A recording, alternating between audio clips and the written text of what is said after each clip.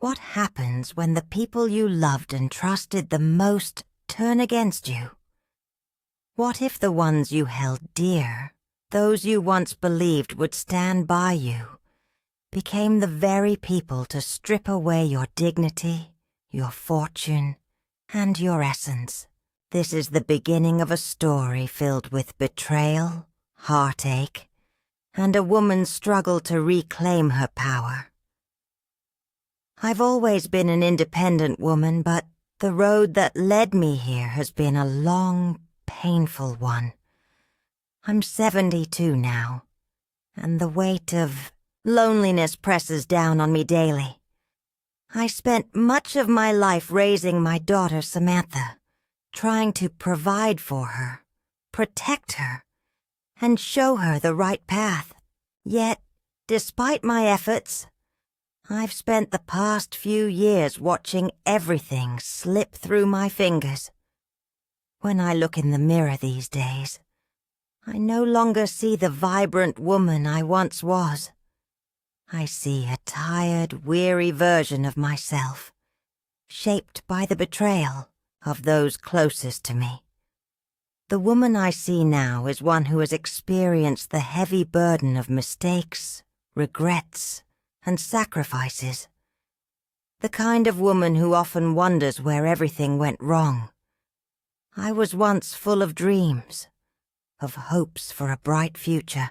But now, all I have are memories of a life filled with compromises and disappointments. I live alone in a large, isolated mansion that once symbolized everything I had worked for. This house, which my ex-husband John and I built together, was supposed to be our dream home, a place to raise our daughter, a place of comfort. But after 30 years of marriage, the love between us faded. The once harmonious home turned into a place filled with tension, accusations, and silence. John left when Samantha was just a teenager, and from that moment, everything changed.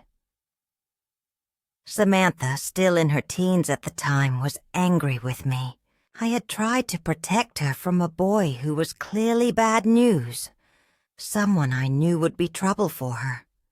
I did what I thought was best, but in her eyes, I became the villain, the controlling mother who had no right to dictate her life. Little did I know that this boy, who seemed like nothing more than a passing infatuation, would be the catalyst that tore apart the bond between me and my daughter forever. After the divorce, Samantha chose to live with her father. She didn't want to be under my roof anymore. She felt suffocated by my rules and restrictions, and in her mind, I was a barrier to her happiness.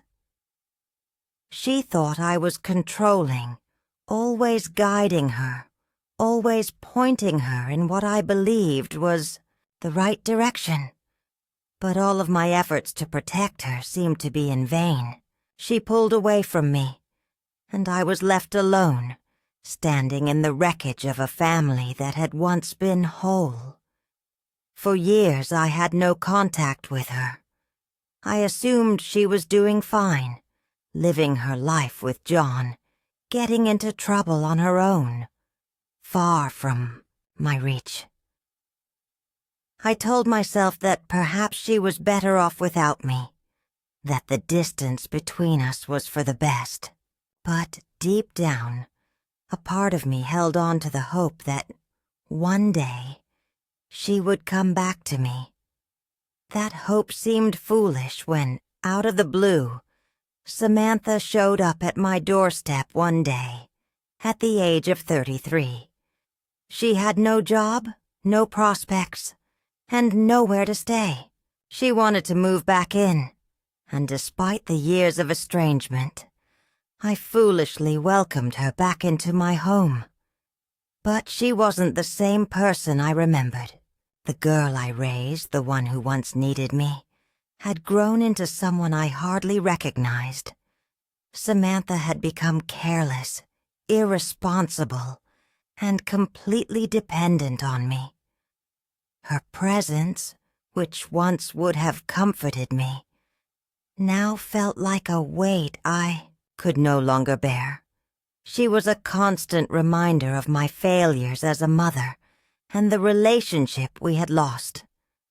I never imagined that letting her borrow my car, my prized possession, would lead to the unraveling of everything I had left. I thought it might give her a sense of independence, but I didn't expect the consequences that followed.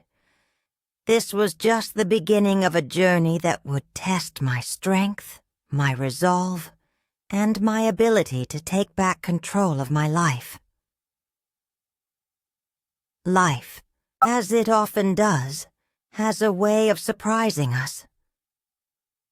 After years of estrangement and the painful realization that my daughter, Samantha, had moved on without me, I never expected to see her again. At least, not like this. I had resigned myself to the fact that she was gone from my life, emotionally and physically, and I had spent my time focusing on the remnants of my life, the empty house, my dwindling joy, and the years that seemed to be slipping away without meaning or connection. But then, at 33 years old, Samantha knocked on my door one evening, and I couldn't bring myself to turn her away.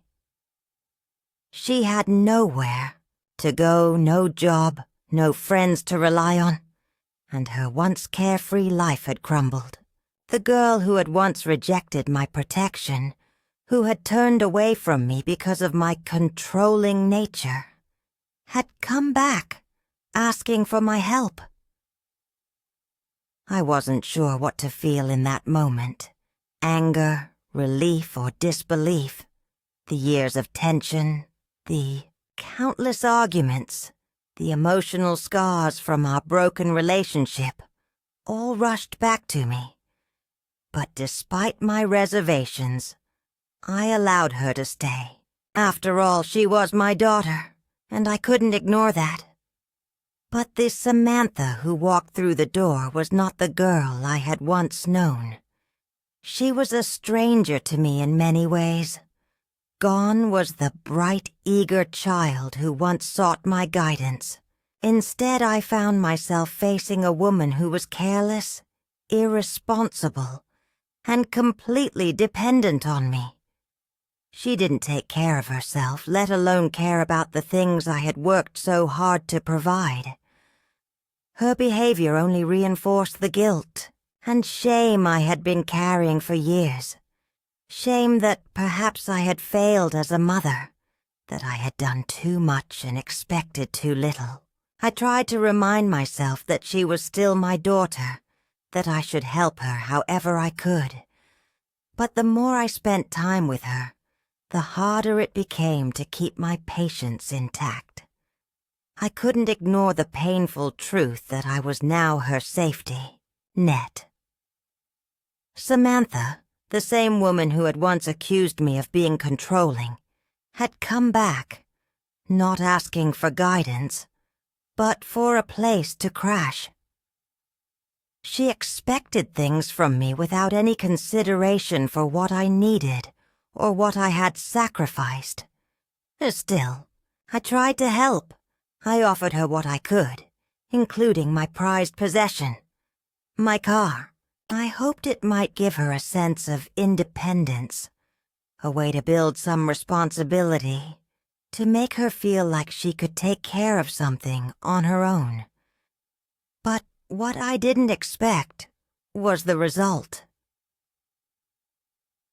A week later, she came home late, and my car was damaged. It wasn't just a small scratch or a minor bump. The car had been scraped and dented, and yet Samantha seemed completely indifferent to it. She was fine, but the vehicle, my hard-earned possession, was not. Her apology was flat and lifeless. She didn't even offer an explanation for what had happened, just walked past me, heading upstairs without a second glance. My frustration turned to anger as I stepped outside to assess the damage. I had worked my entire life to be able to afford things like that car, to provide a comfortable life for myself and for Samantha. And here she was, treating it like it was nothing. When I confronted her about it, the response I received was nothing short of infuriating. She barely looked me in the eye as she shrugged off my frustration. "It's just a car, Mom," she said. "It's not like I wrecked my life." The words cut deeper than I expected. A car? A simple thing to her, but to me it was a symbol of everything I had worked for, and there she was, demeaning it like it meant nothing. My blood boiled with frustration and helplessness, but I kept my composure. I tried to explain to her, to make her understand that this was bigger than just a car. This was about respect, about responsibility, about growing up. But Samantha didn't see it that way. Instead, she rolled her eyes, accusing me of being too controlling. She was no longer the child I had tried to protect. She was an adult now, one who resented my guidance, my concern, and my care. She didn't want to change, didn't want to take responsibility for her actions. And worse, she didn't respect me. In that moment, I realized how much I had lost. Not just the car, but my daughter's respect, her trust, and the bond we once shared. I had tried to protect her, to guide her, to teach her right from wrong, but it had all been for nothing. She didn't appreciate it. She didn't understand. And that was the moment I knew things had to change. I had tried to help, but I had been taken for granted one too many times. I couldn't continue living like this, trying to fix someone else's mistakes while neglecting my own needs. I wasn't just angry. I was humiliated, heartbroken, and utterly exhausted. Something inside me snapped, and I realized it was time for me to stop being the one who always bent and started standing firm. Next morning I woke up with clarity. I couldn't let Samantha continue to treat me like a doormat. I had sacrificed enough. It was time for her to learn responsibility, to face the consequences of her own choices. The path ahead would not be easy. I knew that. But for the first time in years, I felt ready to reclaim control of my life, whether she liked it or not. The events that followed Samantha's return to my life were a harsh reminder of how much things had changed, and not in a good way. What I thought would be a second chance for a relationship with my daughter, a chance to reconnect and perhaps heal some of the wounds we had left open, quickly turned into a frustrating and painful reality.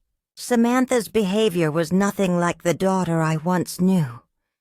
Instead of growing into the responsible adult I had hoped she would become, she seemed to have regressed, clinging to a sense of entitlement and carelessness that I could no longer tolerate.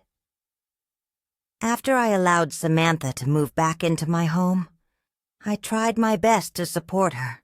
I provided her with a roof over her head, hoping that she would use the opportunity to get back on her feet, find a job, and rebuild her life. But instead of the gratitude I expected, I was met with indifference, irresponsibility and a complete disregard for my efforts.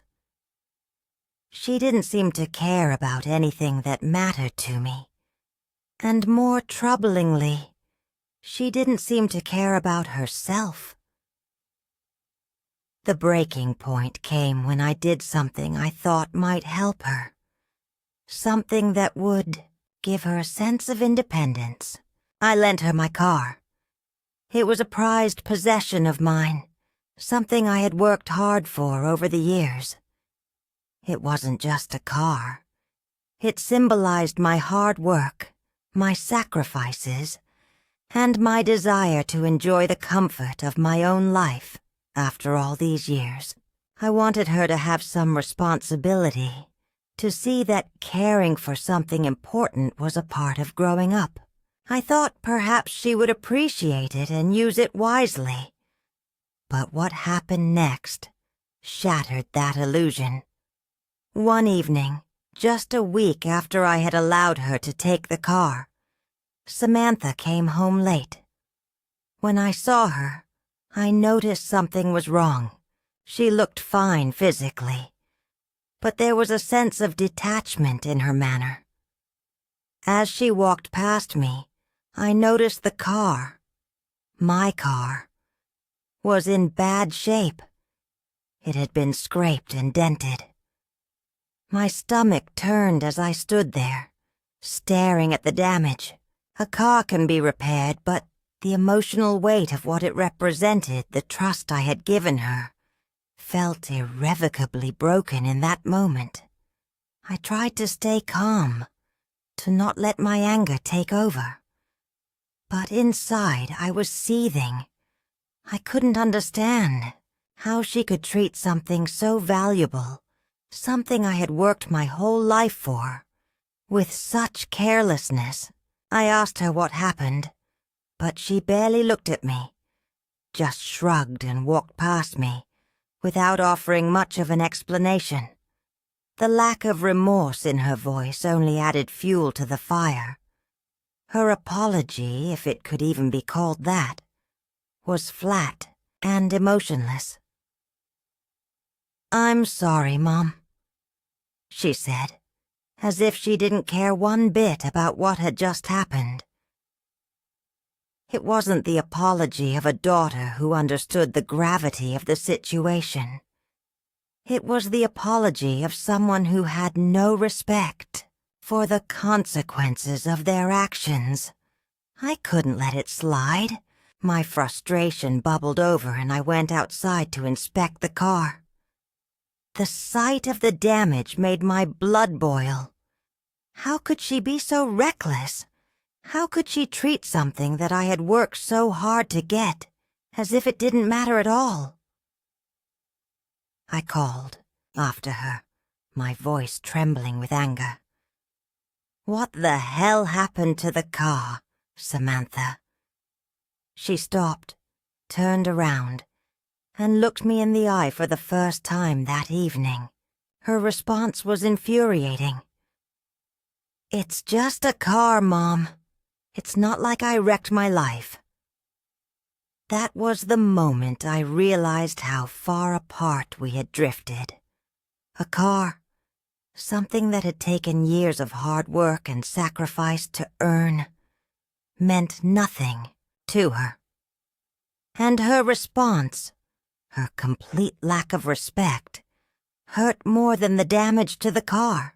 It was as if she no longer saw me as a person who had worked hard, who deserved respect, but as someone she could walk all over. I tried to explain, tried to make her understand that it wasn't just about the car. It was about responsibility, respect, and growing up. But she wasn't hearing it. Instead, she rolled her eyes and threw out the word I had been dreading for years: controlling. She was no longer the little girl who needed my guidance. She was an adult who resented my attempts to steer her in the right direction. "You're too controlling," she said, crossing her arms. I'm not a little girl anymore." The words cut deep, and for a moment I felt the weight of everything I had tried to do for her come crashing down on me. I had spent my entire life trying to protect her, trying to do what was best for her, but it felt like it had all been in vain. She didn't appreciate any of it. Her words echoed in my mind as she stormed off to her room. "Maybe you're the one who needs to change," she said, and I was left standing there, feeling like a stranger in my own home. That moment marked the breaking point for me. I had spent years trying to make everyone around me happy, trying to fix everything that went wrong. But where was the respect for me? Where was the love? I had been manipulated, guilt-tripped, and used for far too long. And so, as I stood in the driveway, staring at the damage to my car, I realized that I had to change. I wasn't going to keep being her doormat. I wasn't going to let her, or anyone, continue to treat me like I didn't matter. It was time to take control of my own life again. The battle had just begun, but for the first time in a long time, I knew what I had to do. The days following my confrontation with Samantha were filled with silence, a silence that spoke louder than any argument could. The weight of everything that had transpired between us hung heavily in the air. I had given her an ultimatum: find a job, take responsibility for herself, or I would sell the house. The words had left my lips with an unexpected strength, and as the days passed, they echoed in my mind. I had made a decision, one that was not easy, but necessary. For too long, I had allowed others, Samantha, John, even my friends, to dictate the terms of my life. It was time to reclaim control, no matter what it cost me. The house had been my sanctuary, my place of solace, for years. I had built it with John, and it held so many memories. Memories of love, betrayal, hardship, and triumph. But it had also become a prison. The memories that once brought me joy now haunted me, reminding me of all that had gone wrong. And now, after everything with Samantha, the house represented something else. It symbolized the life I had tried to maintain for too long, a life built on sacrifice, but lacking true peace. That morning I woke up with a clarity I hadn't felt in years. I could no longer continue to live for others, to bend and compromise at every turn, to keep the peace. I had been a caretaker, a fixer, a doormat for far too long. My daughter, my ex-husband, and even the friends who had come and gone had all used me to meet their needs. But where had it left me? Alone, emotionally drained, and without a sense of self. The realization hit me like a tidal wave. I had to start living for myself. Samantha had no idea what was coming. She spent most of her time in her room, barely acknowledging me. She was so used to me cleaning up after her, to me always stepping in when things went wrong, that she didn't even consider the possibility that I would stop. She took everything I gave her for granted, and it was clear to me now that she needed to face the consequences of her actions. No more handouts, no more enabling. When Samantha came downstairs later that day, her usual nonchalance was in full effect. She barely looked at me, and I could tell she was trying to act as though nothing had changed, as though everything was still the same. But it wasn't. I was done. I wasn't going to let her treat me this way anymore. The woman standing in front of me was not the daughter I had raised. She was a stranger, someone I didn't recognize. She didn't care about the sacrifices I had made for her, and she didn't care about the boundaries I was trying to set. It was time for her to understand that things were different now. "Do you even care about this house?"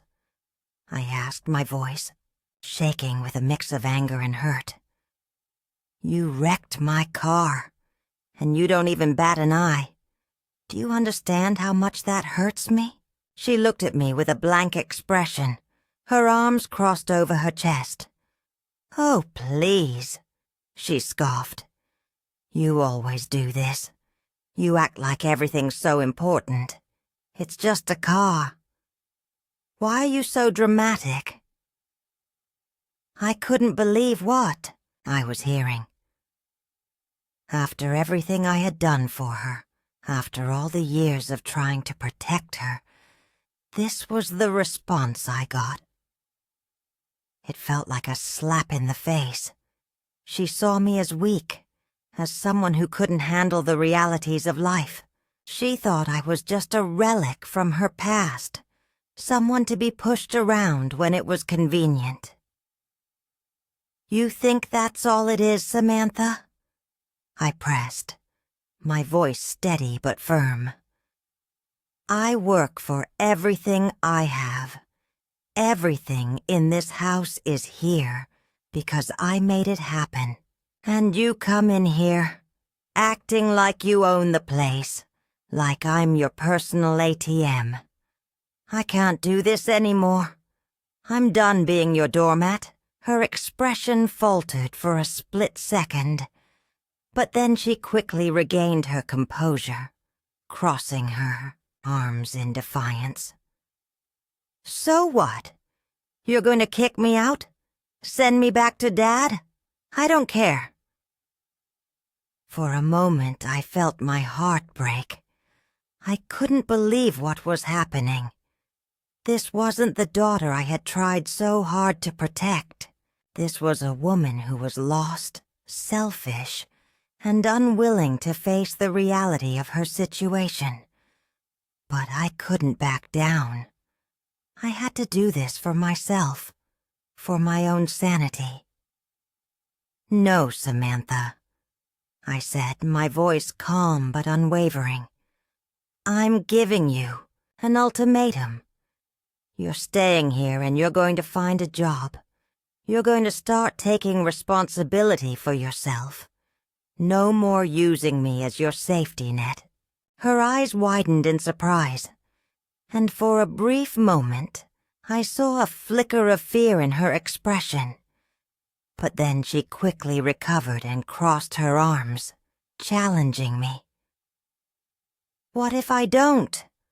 What will you do then? Put me out on the street?" I felt the walls closing in around me, but I pushed through it. "If you don't get a job, Samantha, I'm selling this house. I'll move to somewhere smaller, and you'll have 1 month to figure it out. I'm done supporting you like this. I've had enough." She stood there silent for a long moment. I could see the wheels turning in her head, trying to process what I had just said. She wasn't used to me standing up for myself, to me making demands instead of sacrifices. But I was done being the victim in my own life. I wasn't going to let her, or anyone, walk all over me anymore. Samantha finally spoke, her voice laced with disbelief. "You're really serious, aren't you?" "I'm serious," I said firmly. "This ends now."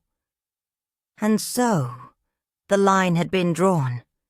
It was time for Samantha to grow up, It was time for her to face the consequences of her actions, and it was time for me to reclaim my life. After I gave Samantha the ultimatum, things began to feel like a quiet war. She stopped speaking to me for the most part, retreating into her room, and I could feel the distance growing between us. But it wasn't just Samantha who was silent. It was as if the entire house had turned cold. The walls, which had once been filled with the sounds of laughter and conversation, now echoed with an oppressive silence. I knew she was angry. I knew that she was planning something, but I wasn't sure what it would be. And yet, I didn't feel fear anymore. There was a strange sense of power that had shifted inside me, a feeling I hadn't had in years. I was no longer the passive one. I wasn't the victim anymore. The realization hit me hard, and for the first time in a long time, I felt like I had control of the situation.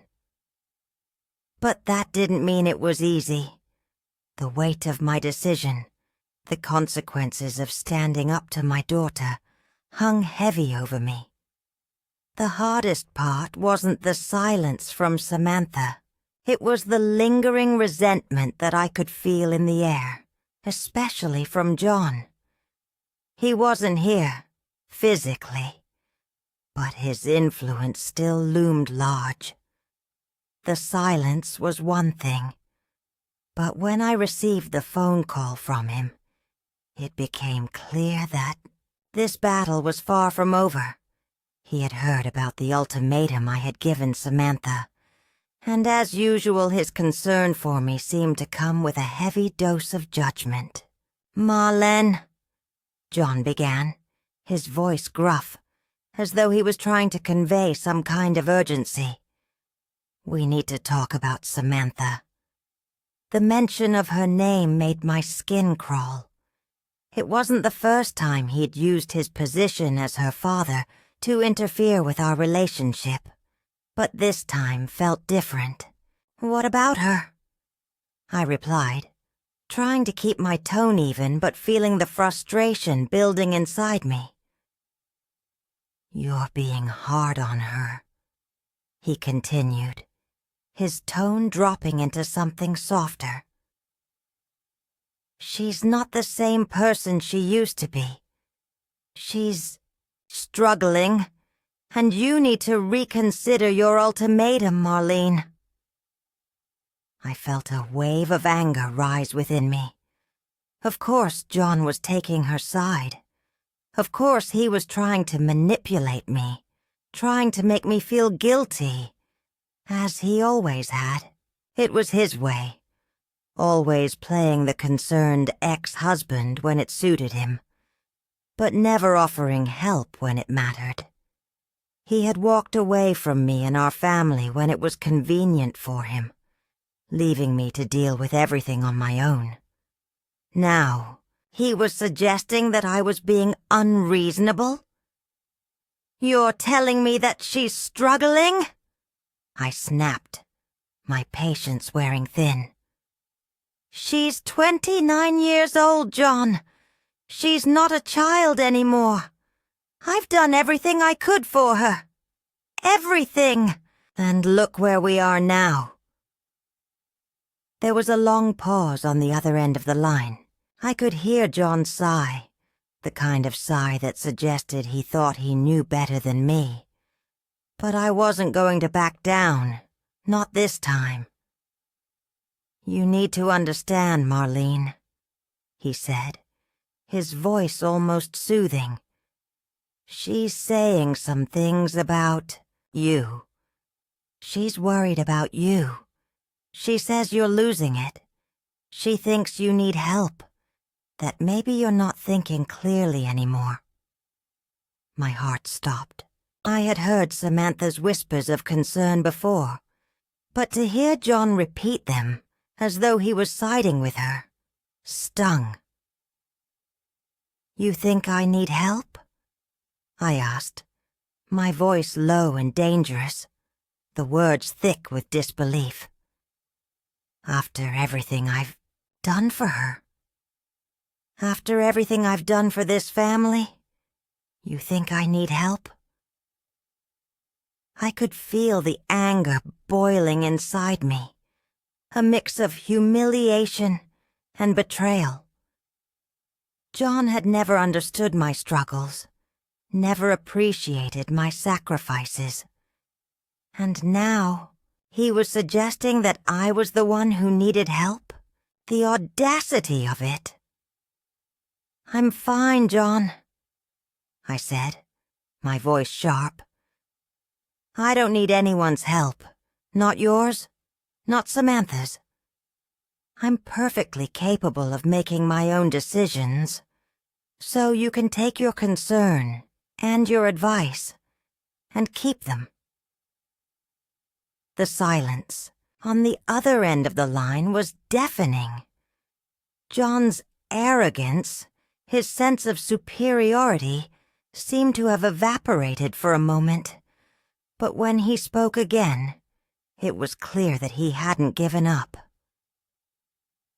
You don't have to do this, Marlene, he said, his tone shifting but with a subtle edge of finality.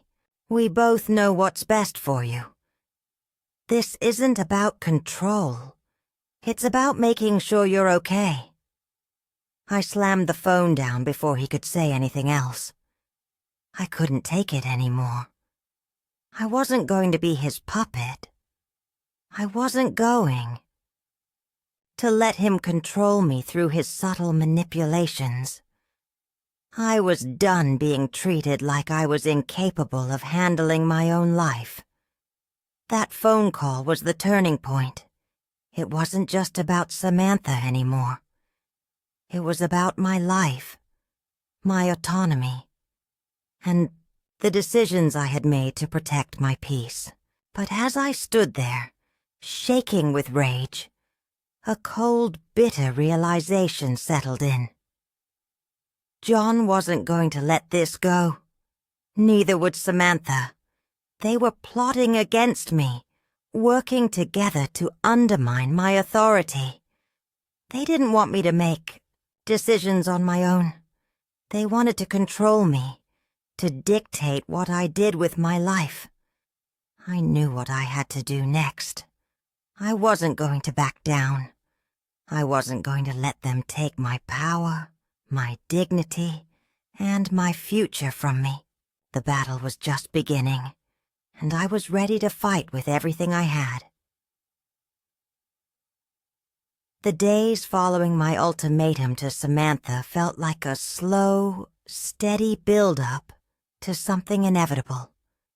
The air was thick with tension, and I could feel the cracks in our relationship widening, threatening to swallow us whole.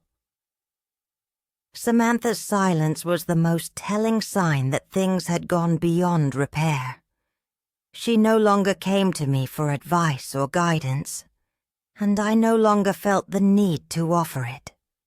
The weight of everything that had happened between us pressed down on me, but I refused to bend. I had made my decision, and there was no going back. But even as Samantha withdrew into herself, I couldn't escape the feeling that I was still being watched, that someone was waiting for me to crack. It wasn't just the silence in the house that bothered me. It was the looming presence of John. Even though he wasn't living here anymore, his influence remained strong. The tension that had once consumed our marriage had now been transferred to this new battlefield. He wasn't content to just walk away from me.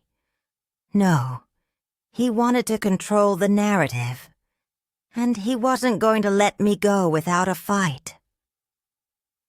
One afternoon, I received a phone call that confirmed my worst fears. It was from John's lawyer. The news was a sharp blow to my already fragile sense of security. John and Samantha had begun working together to challenge my authority. They were plotting to strip me of my independence, to have me declared incapable of managing my own affairs. When I hung up the phone, I could feel the weight of their betrayal settle over me like a storm cloud. This wasn't just about the house anymore. This was about my life, my freedom, my dignity. They wanted to take everything from me, and I couldn't allow it.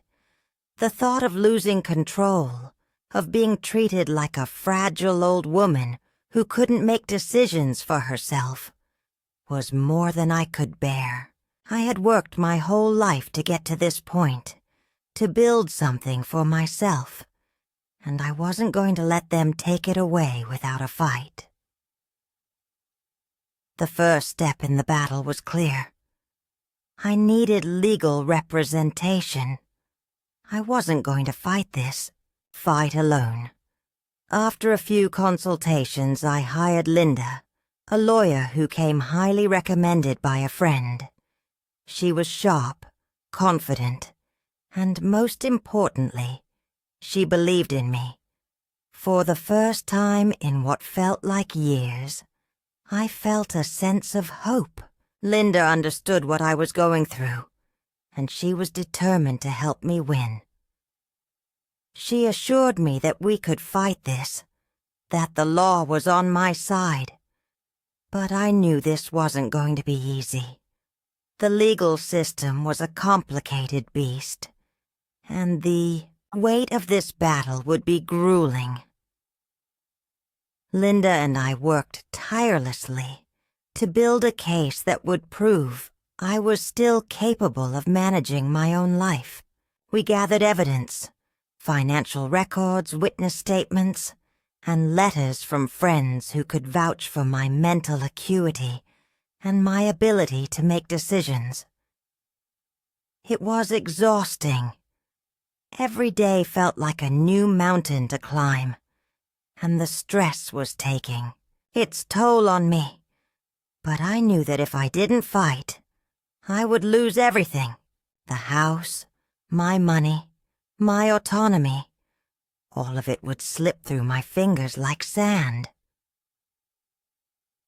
As the days wore on, I found myself questioning whether I was doing the right thing. Was I really losing my mind, as John and Samantha had suggested? Was I out of touch with reality? But deep down, I knew the answer. I had spent too many years doubting myself, second-guessing my decisions. I wasn't crazy. I wasn't incapable. I was simply a woman who had been pushed to the edge, a woman who had finally had enough. The court hearing was set, and the days leading up to it were filled with anxiety and anticipation. I couldn't shake the feeling that I was walking into a battle I might not win.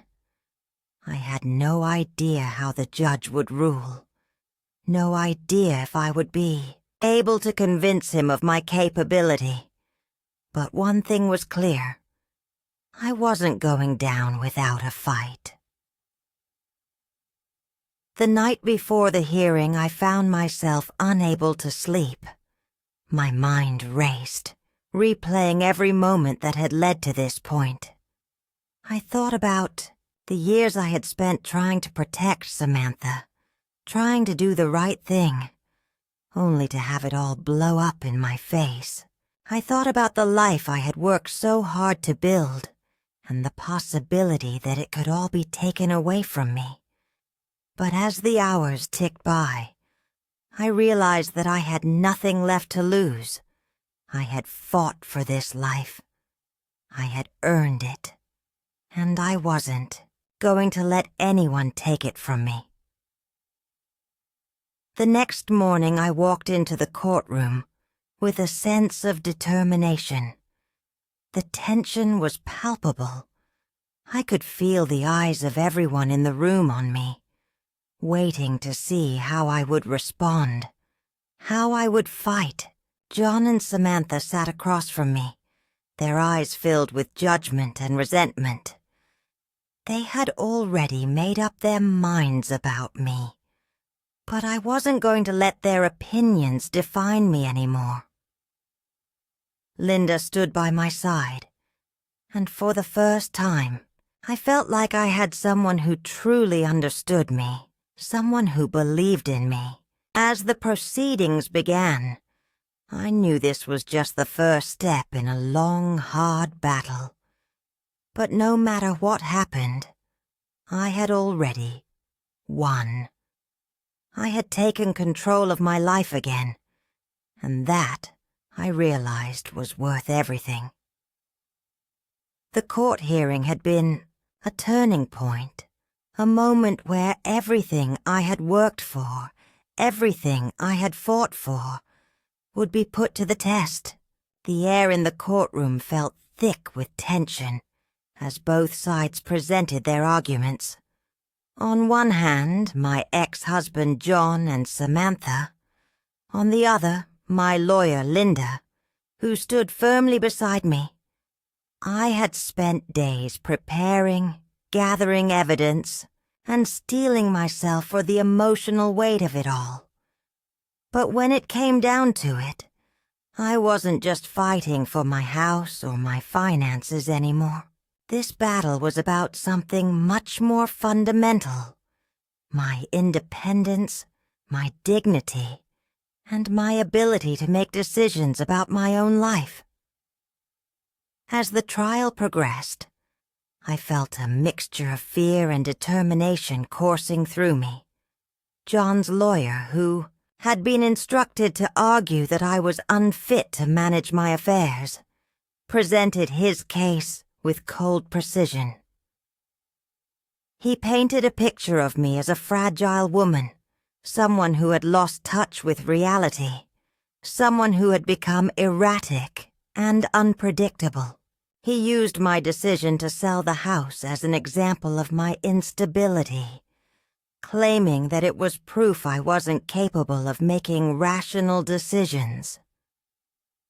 His words were sharp, each one designed to make me seem weak, incapable, and unworthy of controlling my own future.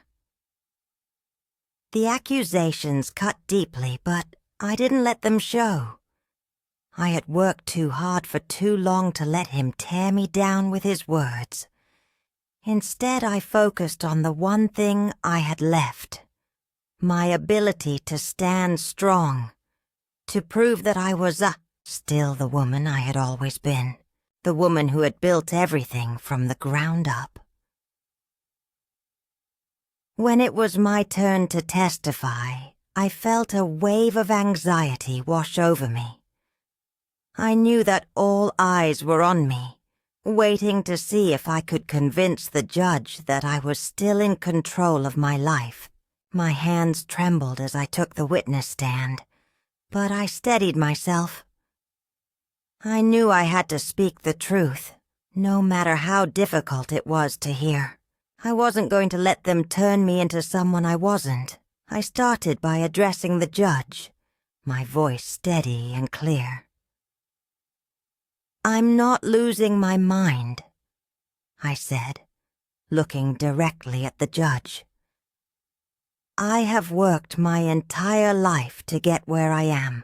I built everything I have, and I've never once asked for anyone's help.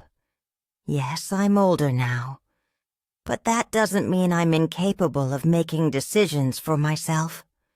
I am fully capable of managing my affairs, and I am not the fragile, confused woman that they are trying to make me out to be." I paused, taking in the silence that followed. I could feel the weight of the courtroom's gaze on me, but I didn't flinch. I continued telling the judge about my life, my struggles, and the sacrifices I had made. I explained that I had raised Samantha on my own after John left, that I had never asked him for help, and that I had done my best to give Samantha everything she needed. But I also told him that I couldn't keep enabling her. She needed to take responsibility for herself, just as I had done. When I finished speaking, there was a long silence. I could feel the eyes of everyone in the room on me. But I didn't back down. I had said what needed to be said. I had spoken my truth. Now it was up to the judge to decide.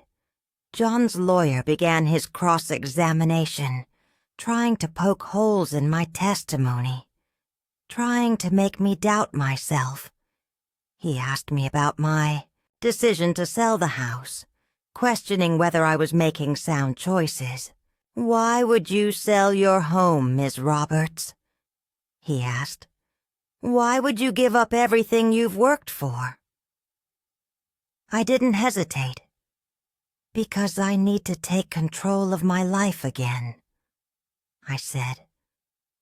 "I'm not going to be trapped in a place that reminds me of everything I've lost.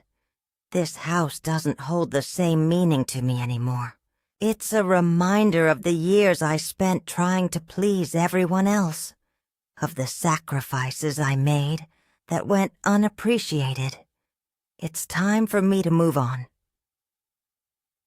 The lawyer tried to paint me as someone who had lost touch with reality, but I remained calm. I wasn't backing down. I had made the decision to sell the house because I needed a fresh start, because I couldn't keep living in the past. By the end of the day, I was emotionally drained. The hearing had taken its toll on me, and I knew the battle wasn't over. But for the first time in a long time, I felt like I had done the right thing. I had spoken my truth. I had stood up for myself, and I had refused to be manipulated. As the judge called for a recess, I took a deep breath. I didn't know what the outcome would be, but I knew one thing for sure. I had fought with everything I had, and that, in itself, was a victory. I wasn't going to be controlled by John or Samantha anymore. I had reclaimed my life, my dignity, and my sense of self-worth. And no matter what happened next, I would walk away knowing I had done what was right for me. The victory in court was not just about winning the case. It was about reclaiming my life, my dignity, and my ability to make decisions. For the first time in years, I felt a sense of relief wash over me. The court had ruled in my favor. I was still in control of my finances, my health, and my future. The years of doubt, manipulation, and emotional warfare had finally come to an end. But as I walked out of the courtroom that day, I knew that while the battle had been won, the war was far from over. John and Samantha had been relentless in their attempts to take control of my life, and just because they had lost this round didn't mean they would give up. They had always assumed I would cave in, that I would submit to their expectations and manipulation. They were wrong. For the first time in a long time, I was standing tall, unshaken by their attempts to diminish me. The days following the hearing were quiet, but filled with a tension I couldn't escape. Samantha, to my surprise, had not reacted violently to the court ruling. She didn't scream or lash out. Instead, she became more distant. The silence between us wasn't just physical. It was emotional. She seemed to be trying to process the reality of what had happened. But she didn't know how to approach me. She had spent so many years seeing me as a weakness as someone who could be controlled and manipulated. And now, with that power ripped away, she was left with a mother who had finally found her voice. I spent the days in a strange mixture of relief and uncertainty. The peace I had fought for had come, but it felt fragile, as though it could slip away at any moment. There were still so many unresolved issues between Samantha and me. The emotional scars were deep, and although the legal battle was behind us, the emotional battle was just beginning. Could we ever rebuild the relationship we once had? Would she ever truly understand what I had done for her? Or would she continue to see me as a controlling figure? Samantha's actions in the following weeks spoke volumes. She started showing signs of growth, albeit slow and tentative. She found a part-time job at a local bookstore. It wasn't much, but it was a start. I didn't congratulate her. I didn't offer praise, because this was her journey now. I couldn't carry her anymore. I couldn't shield her from the consequences of her actions. She had to find her own way forward, just as I had done.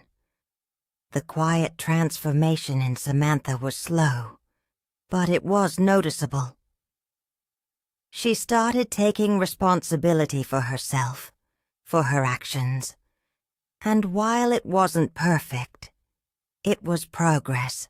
She still made mistakes, still stumbled along the way. But each time she picked herself up and tried again. I could see the effort, and that, for me, was enough. There were moments, fleeting moments, where I caught glimpses of the person I had always hoped she would become. The person who could stand on her own, who could make her own decisions, and who could respect the boundaries that I had set. John, however, was a different story. After the court ruling, he stepped back. For a while, he didn't try to contact me directly, and the letters from his lawyer stopped coming. I could almost breathe again, free from the constant pressure of his demands. But I knew better than to believe he was done. John never let go of anything easily, and I was sure he was just biding his time, waiting for the right moment to strike again. A few weeks later, I received a call from his lawyer. John was considering selling his share of the house we once owned together. The news hit me harder than I expected. The house, which had become a symbol of my hard work, my independence, and my victory, was now under threat once again. John knew exactly what he was doing. He was trying to regain control, to remind me that he could still take something from me. But I wasn't going to let him. I knew what I had to do. I wasn't going to sell the house, not to him, not to anyone. It wasn't about the money. It was about principle. This house was mine, and it represented my independence. It was the last piece of my life that I had fought for, and I wasn't going to let anyone take it from me. With determination in my heart, I refused. I told his lawyer that if John wanted his share, he would have to take it to court. I wouldn't be bullied into giving up something I had worked so hard for. The battle was far from over, but this time, I felt ready. I had already proven to myself and to everyone else that I was not the fragile, helpless woman they thought I was. I was stronger than that. As I sat down at the kitchen table sorting through the latest letter from John's lawyer, I felt a strange, calm settle over me. I wasn't afraid anymore. I had already won the most important battle. the one where I reclaimed control of my life. Now, I was ready for whatever came next. The storm wasn't over, but I had learned to weather it. And for the first time in years, I could see a future ahead of me. A future where I was in control, where I could make decisions on my own terms. Samantha came to me one evening, holding a small box in her hands. She hesitated before speaking, her voice softer than usual. She apologized for everything. She admitted that she had been wrong, that she had hurt me in ways she hadn't fully understood. It wasn't an apology I had expected, but it was an apology I needed to hear. "I'm trying, Mom," she said quietly. "I really am. I didn't know if things would ever go back to the way they were, but in that moment I realized that maybe, just maybe, we could rebuild, one step at a time.